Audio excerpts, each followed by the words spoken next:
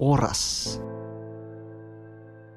Dili makita, dili mahikap, pero kanunay naa. Dili mabalik, dili pud pwede unhan, dapat karon jud. Panagsa giabusaran, panagsa mahayan.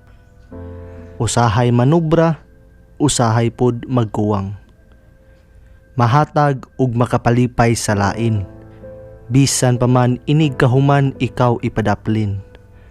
Butang nakitatanan, andam mo sugal ug mo sakripisyo para sa atong mga pinangga sa kasing-kasing. Bisan pa man walay kasiguraduan na masaluban kag singsing. Usahay pagani, sobra-sobra pa. Di pud na maayo. Diba? Kay walay maghinubra na makaayo ug wala puy kuwang na makatagbaw.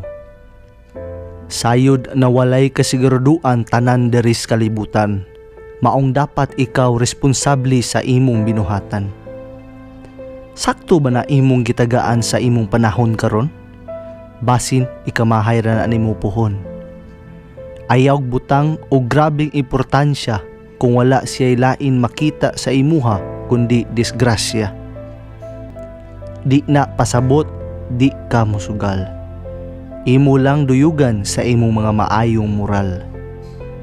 Bisan pa man unsa kagubot paslukot ang panahon o imong mga desisyon karon, maabot ra jud imong hayag na puhon. Na ang unos sa mga sakripisyo, bangkaw sa kasakit, dagom sa kaguol, kahingawa sa kaugalingon, ug uban pa ara na imo gibati karon. Magdala nimo sa ugma na ikaw magmalipayon.